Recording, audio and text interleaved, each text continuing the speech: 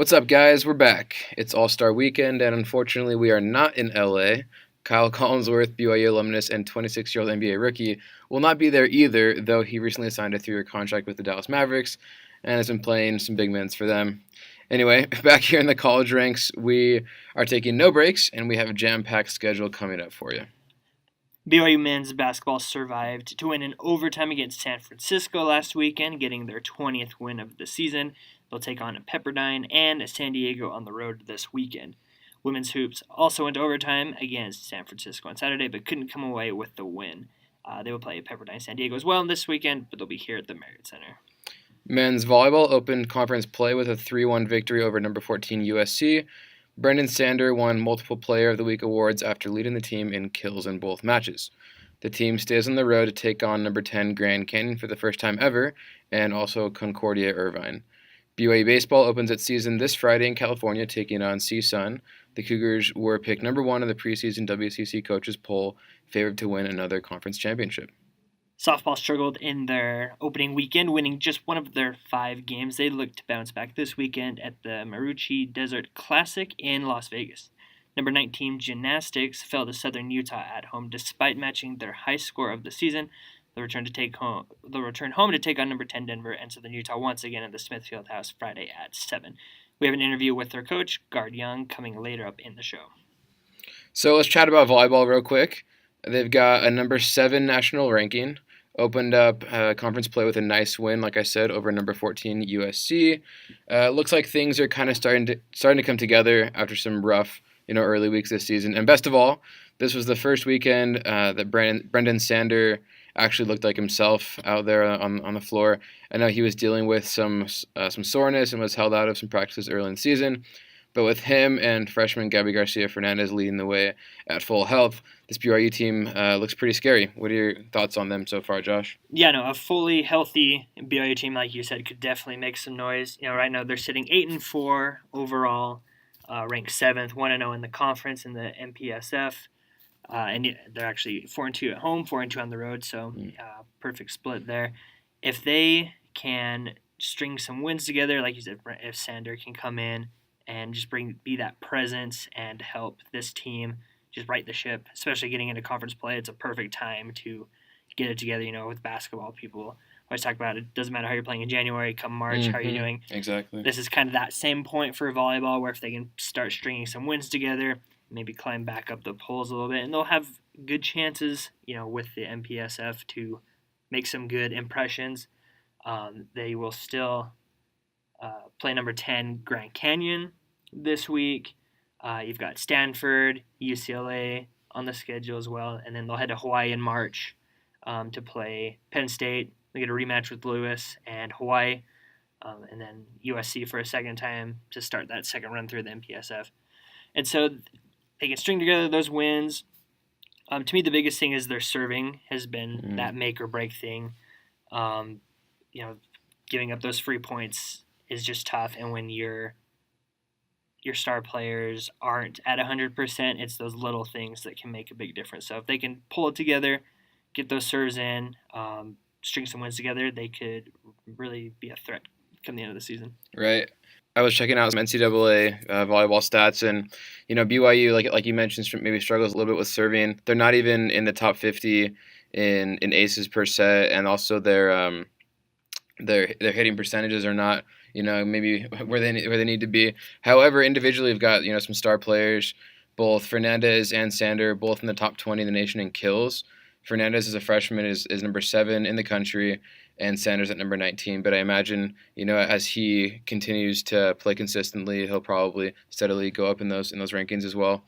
Fernandez also ranks in the top 50 in blocks, so he's just an incredible two-way player. BYU was really good last year without Fernandez, and bringing back that same team with Sander, as a senior, I believe Jarman as well as a senior. So bringing back that experience and then adding this athletic specimen that is Gabby Garcia-Fernandez, it really adds some punch to that team. So they are, as Josh mentioned, at an 8-4 record right now. The the road to a conference and NCAA title aren't going to be easy, especially with 7 of BYU's remaining 10 opponents ranked in the top 15. Although that does help them as far as RPI or getting those quality wins going into the NCAA tournament.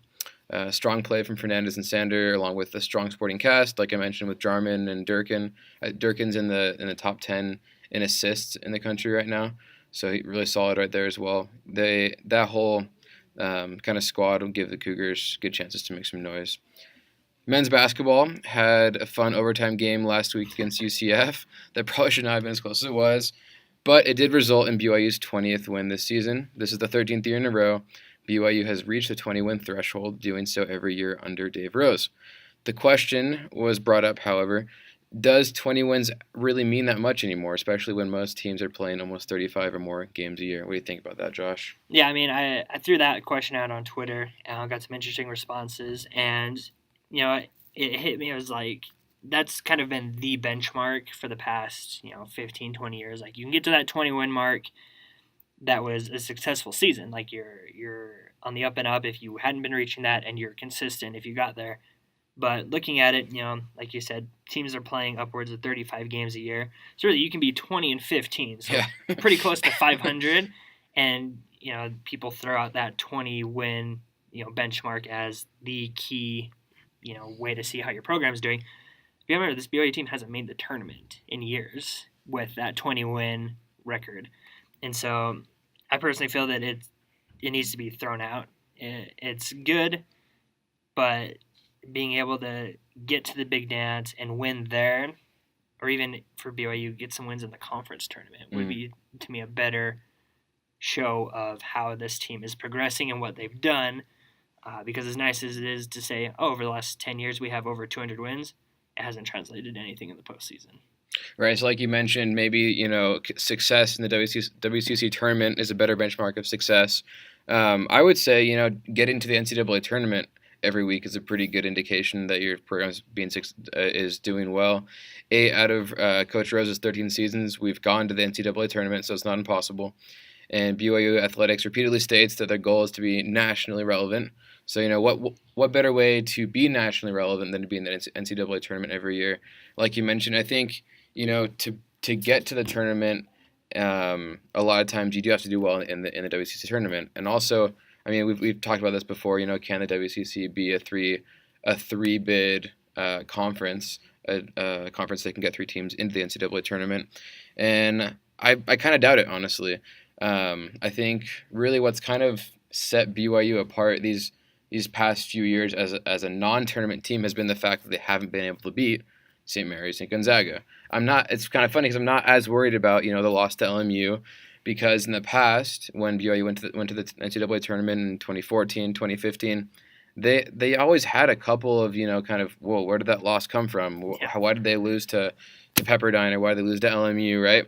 So I'm not as worried about that. It's just the fact that there's this 2 behemoths in front of us in the conference who we are just not able to compete with at this point.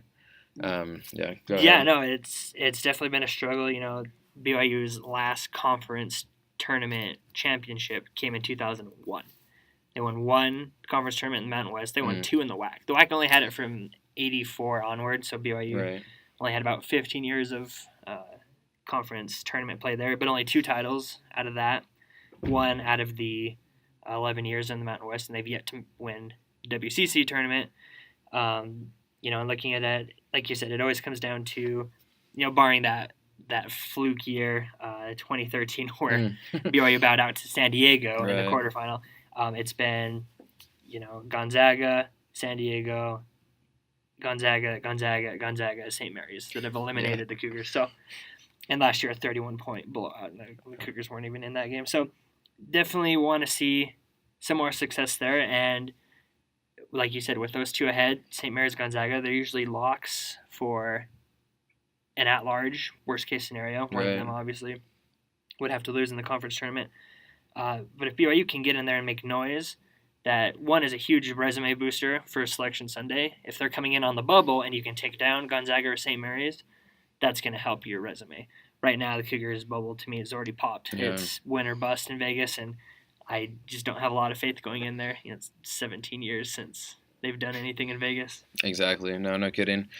These are the kind of conversations we have during the doldrums of February, then the calm before March Madness. Although I do kind of want to talk about TJ Haws a little bit. I wrote a piece that's going to come out in the paper next week about TJ, and can he really be?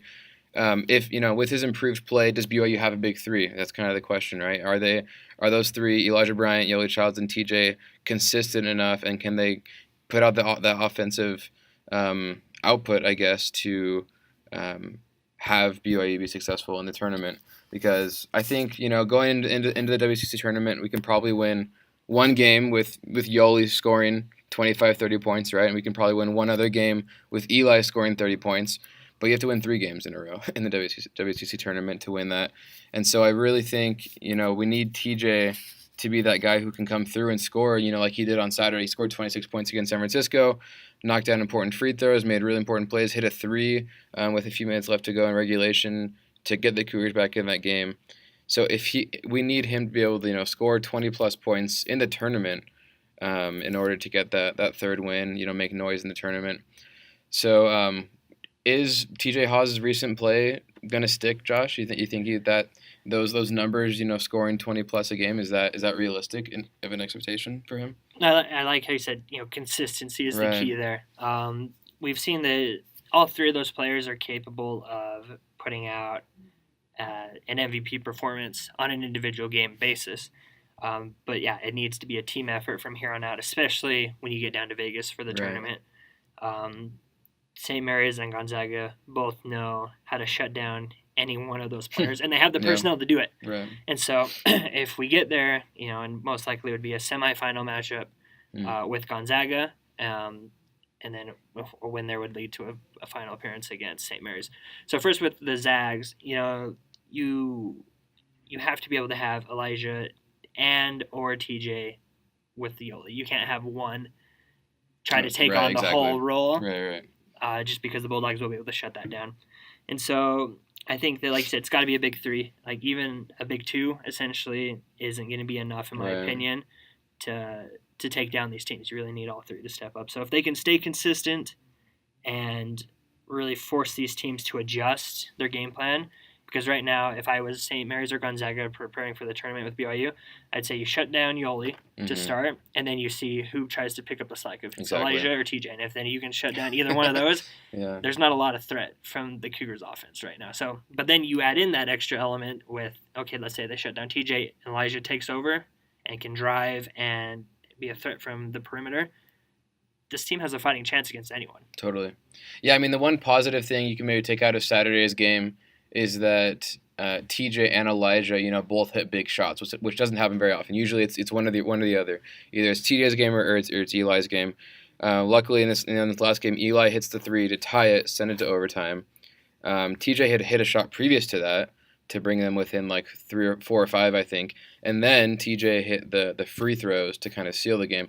So that does give me hope. That those 2 can get hot together and play well together.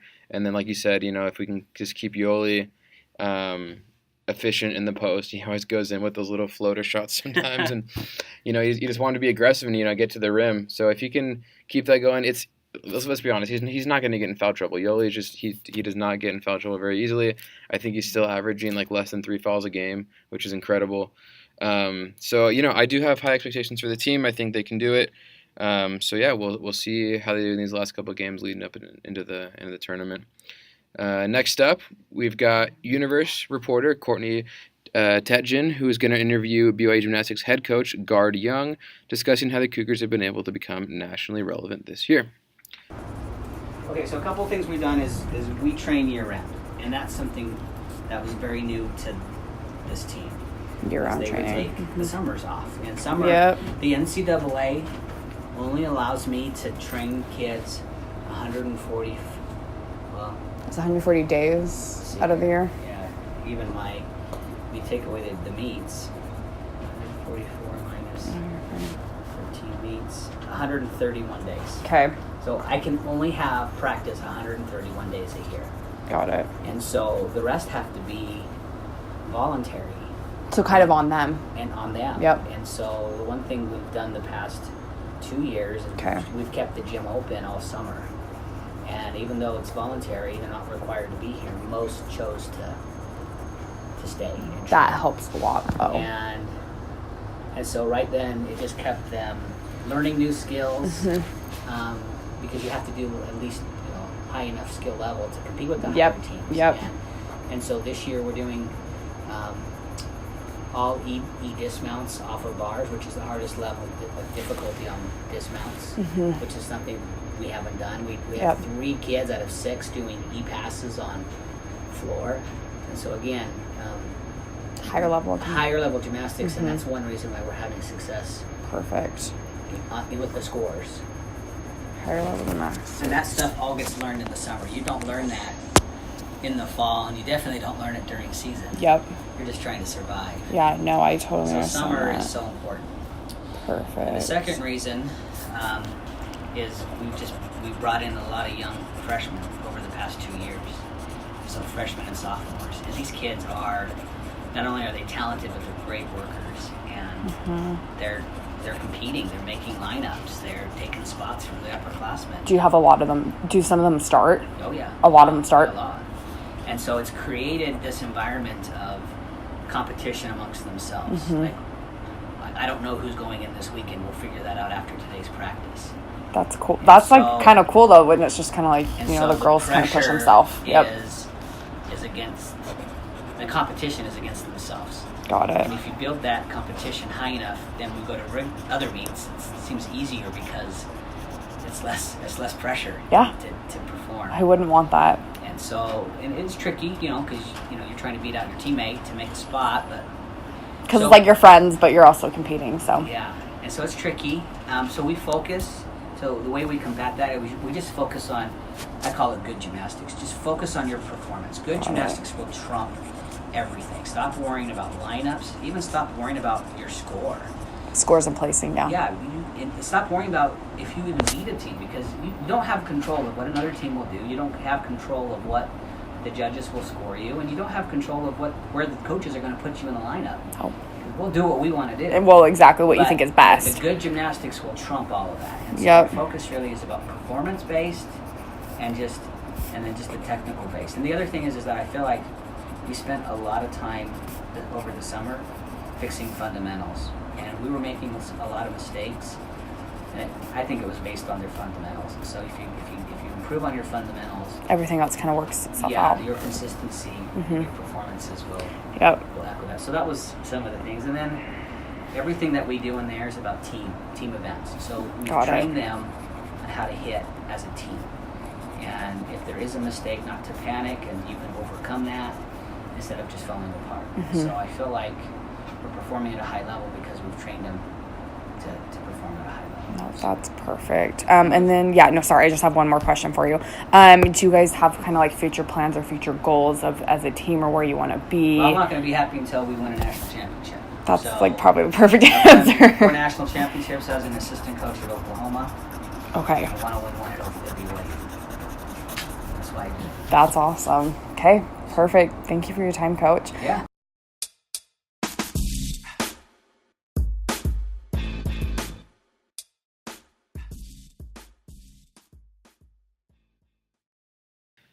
That's all for this week. Be sure to check out next week as we go in search of the next 17-year-old who can win a gold medal for Team USA.